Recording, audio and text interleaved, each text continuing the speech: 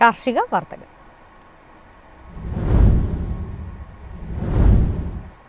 വെളിച്ചെണ്ണ കൊപ്ര വിലകൾ വീണ്ടും പുതിയ ഉയരത്തിൽ. ആവേശത്തിൽ കുരുമുളക്, ഏലം വിപണികൾ. റബ്ബർ വിലയിലും മുന്നേറ്റം. പച്ചത്തേങ്ങ കൊപ്രക്ഷാമം മുൻനിർത്തി മില്ലുകാർ വില ഉയർത്തിയാണ് ചരക്ക് ശേഖരിക്കുന്നത്. കൊച്ചിയിൽ സർവകാല റെക്കോർഡായ 17,800 രൂപയിലാണ് കൊപ്ര. വെളിച്ചെണ്ണയും റെക്കോർഡ് ഉയരത്തിലാണ്. കുരുമുളകിന്റെ വിലക്കയറ്റം ഉൽപാദകരെ ആവേശം കൊള്ളിക്കുന്നു. റെക്കോർഡ് വിലയെങ്കിലും പരമാവധി ഉയർന്ന ശേഷം സ്റ്റോക്ക് ഇറക്കാമെന്ന നിലപാടിലാണ് വൻകിട കർഷകർ. കൊച്ചിയിൽ വരവ് 33 ടണ്ണിലൊതുങ്ങി. ഇടുക്കി, വയനാട്, പത്തനംതിട്ട ഭാഗങ്ങളിലെ ചെറുകിട വിപണികളിൽ മുളക് വരവ് കുറവാണ്. ഉത്തരേന്ത്യയിൽ നിന്നും കൂടുതൽ അന്വേഷണങ്ങളുണ്ട്. കൊച്ചിയിൽ അൺഗാർബിൾഡ് കുരുമുളക് ക്വിന്റലിന് 72,100 രൂപ.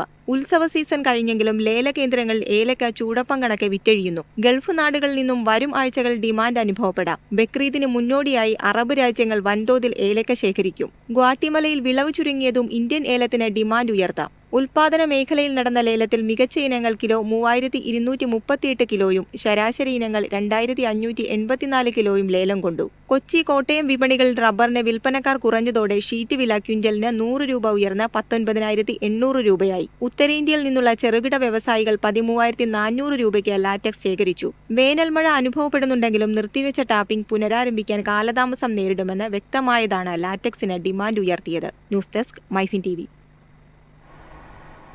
കേരളത്തിന് റബ്ബർ ബോർഡിന്റെ മുൻഗണന തുടരും. റബ്ബറിനെ കാർഷിക വിളയായി പരിഗണിക്കണമെന്ന ആവശ്യവുമായി കേരളത്തിലെ കർഷകർ.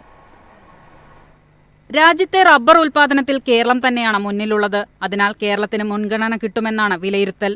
റബ്ബർ മേഖലയിലെ പ്രശ്നങ്ങൾക്ക് പരിഹാരം തേടിയും പരമ്പരാഗത മേഖലയ്ക്ക് പുറത്തേക്ക് കൃഷി വ്യാപിപ്പിക്കുന്നത് സംബന്ധിച്ചുള്ള ഗവേഷണത്തിൽ മറ്റു മുൻനിര ഗവേഷണ സ്ഥാപനങ്ങളുമായി റബ്ബർ ബോർഡ് സഹകരിക്കുന്നുണ്ട്. റബ്ബർ തടി സംസ്കരണം, ഓട്ടോമേഷൻ, മറ്റ് സാങ്കേതിക സാധ്യതകൾ എന്നിവ സംബന്ധിച്ച ഗവേഷണത്തിലും CSIR ഡയറക്ടർ ജനറൽ സഹകരണം വാഗ്ദാനം ഉറപ്പു നൽകിയിട്ടുണ്ട്. രാജ്യത്തെ റബ്ബർ ഉൽപാദനത്തിന്റെ 71% ഇപ്പോഴും കേരളത്തിൽ നിന്നാണ്. വടക്കുകിഴക്കൻ സംസ്ഥാനങ്ങളിലെ മുന്നേറ്റം പരിഗണിച്ചാൽ പോലും 15 വർഷത്തിനു ശേഷം ആകെ ഉൽപാദനത്തിന്റെ പകുതി കേരളത്തിലാണ്. റബ്ബറിനെ കാർഷിക വിളയായി മാറ്റണമെന്ന ഈ ചർച്ചകളിലും ആവശ്യമുന്നയിക്കുന്നുണ്ട്. News desk Myfin TV. സംസ്ഥാനത്ത് വേനൽ മഴ ശക്തമായതോടെ ഏലം കർഷകർക്ക് ആശ്വാസം. മഴവെള്ള സംഭരണത്തിലൂടെ വരൾച്ചയെ പ്രതിരോധിക്കാമെന്ന പ്രതീക്ഷയിൽ കർഷകർ. വേനലിൽ പരക്കെ മഴ ലഭിച്ചതിന്റെ ആശ്വാസത്തിലാണ് ഏലം കർഷകർ. മുൻകരുതൽ എന്ന രീതിയിൽ കർഷകർ വ്യാപകമായി മഴവെള്ള ശേഖരണം നടത്തിയതും ഗുണം ചെയ്തു. മഴവെള്ളം സംഭരിച്ച് ഉപയോഗിച്ച് മഴക്കാലം വരെ പ്രതിരോധം തീർക്കാമെന്ന ശുഭപ്രതീക്ഷയും കർഷകർക്കുണ്ട്. കഴിഞ്ഞ വർഷത്തെ വേനലിൽ കനത്ത നഷ്ടമാണ് ഏലം കർഷകർ നേരിട്ടത്. പൂർണ്ണമായ നശിച്ച തോട്ടങ്ങളിൽ പലതിലും പുനരുദ്ധാരണ കൃഷി നടത്തിയിട്ടുണ്ട്. 2024 ഫെബ്രുവരി മുതൽ മെയ് വരെ വേനൽ ചൂടിൽ കൃഷി നശിച്ച കർഷകർക്ക് പ്രത്യേക പുനരുദ്ധാരണ പദ്ധതിയായി സർക്കാർ അനുവദിച്ച വരൾച്ച ലഘൂകരണ ഫണ്ട് ലഭ്യമാക്കുന്നതിനുള്ള നടപടികൾ പൂർത്തിയായതായി കൃഷി വകുപ്പ് അറിയിച്ചു. ഏലത്തിന്റെ മുഖ്യ ഉൽപാദന മേഖലകളായ പാമ്പാടുംപാറ, പുളിയൻമല, കട്ടപ്പന, കമ്പംമെട്ട്, വണ്ടൻമേട്, ആനവിലാസം, കുമളി മേഖലകളിൽ 114 ദിവസങ്ങൾക്ക് ശേഷമാണ് കഴിഞ്ഞ വർഷം വേനൽ മഴ ലഭിച്ചത്. 2016 ശേഷം ഏലം മേഖല നേരിട്ട ഏറ്റവും വലിയ വരൾച്ചയാണ് കഴിഞ്ഞ വർഷമുണ്ടായത്. News desk Myfin TV. ഇന്ത്യയുടെ കിഴക്കൻ മേഖലകളിൽ അരിവില കുറയുന്നു. ഇന്ത്യയുമായി അതിർത്തി പങ്കിടുന്ന ലാൻഡ് പോർട്ടുകൾ അടച്ചുപൂട്ടിയതാണ് അരിവില കുറയാൻ കാരണമായത്. ബംഗ്ലാദേശിലെ കരത്തുറമുഖങ്ങൾ അടച്ചുപൂട്ടിയതോടെ ഇന്ത്യയുടെ കിഴക്കൻ മേഖലകളിൽ അരിവില 16% കുറഞ്ഞു. പ്രാദേശികമായി പുതിയ വിളവെടുപ്പ് വർദ്ധിച്ചതും വിലയിടിവിന് ആക്കം കൂട്ടി.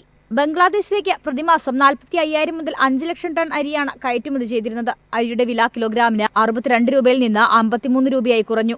മിനിക്കറ്റ് അരിയാണ് പ്രധാനമായും ബംഗ്ലാദേശ് ഇറക്കുമതി ചെയ്യുന്നത്. ഇതിന് ഉയർന്ന വിലയായത് മറ്റ് വില കുറഞ്ഞ അരിയിലേക്ക് മാറുന്ന പ്രവണത ശക്തമാണ്.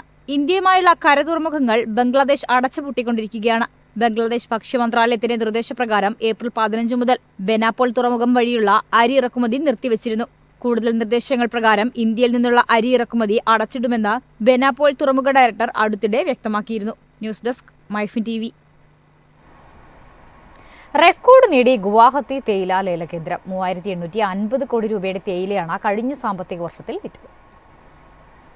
2024-25 സാമ്പത്തിക വർഷത്തിൽ ഗുവാഹത്തി തേയില ലേലകേന്ദ്രം 169.13 മില്യൺ കിലോഗ്രാം തേയിലയാണ് വിറ്റത്. മുൻവർഷത്തേക്കാൾ 800 കോടി രൂപ. ശരാശരി വില 227.70 രൂപയാണ്. തേയില വിലയിലെ വർധനയുടെ നേട്ടം അസമിലെ ചെറുകിട തേയില കർഷകർക്ക് ലഭിക്കുന്നുണ്ടെന്ന് ഗുവാഹത്തി തേയില ലേല കേന്ദ്ര അസോസിയേഷൻ സെക്രട്ടറി ദിനേശ് ബിഹാനി പറഞ്ഞു. ഇക്കാലയളവിൽ കയറ്റുമതിയിലും വർധനയുണ്ടായിട്ടുണ്ട്. ഇന്ത്യയുടെ ടീ ബോർഡിന്റെ റിപ്പോർട്ടുകൾ പ്രകാരം അസമിലെ 28 ജില്ലകളിലായി 1,22,000-ത്തിലധികം ചെറുകിട തേയില കർഷകരുണ്ട്. സംസ്ഥാനത്തെ തേയില കൃഷിയുടെ വിസ്തീർണം 1,14,847.89 ഹെക്ടർ ഭൂമിയാണ്. മൊത്തം തേയില ഉൽപാദനത്തിന്റെ ഏകദേശം 52% ചെറുകിട തേയില കർഷകരുടെ സംഭാവനയാണ്. News desk Myfin TV. പോയ വർഷം രാജ്യത്തെ വളം വിൽപ്പന 655.94 ലക്ഷം ടണ്ണായി. കഴിഞ്ഞ വർഷത്തേക്കാൾ 9% വിൽപ്പനയിൽ വർധനയുണ്ടായത്. 2024-25 സാമ്പത്തിക വർഷത്തിൽ കണക്കാക്കിയ ആവശ്യകതയേക്കാൾ 1% വർധനവാണ് ഇന്ത്യയുടെ വള ഉപഭോഗത്തിൽ ഉണ്ടായിരിക്കുന്നത്. കഴിഞ്ഞ വർഷത്തെ അപേക്ഷിച്ച് വിൽപ്പനയിൽ റെക്കോർഡ് 9% വർധനയാണ് രേഖപ്പെടുത്തിയത്.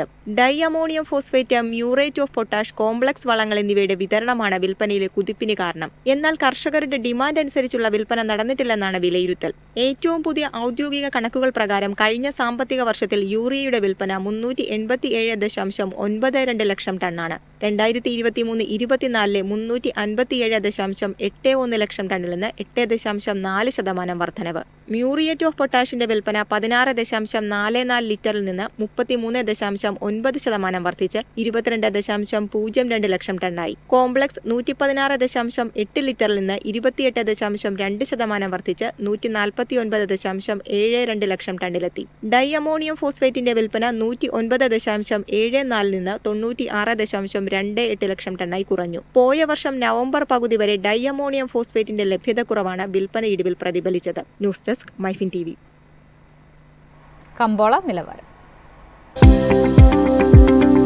ഇന്നത്തെ കമ്പോള നിലവാരം: RSS 4 198, RSS 5 195, ലാറ്റക്സ് 141,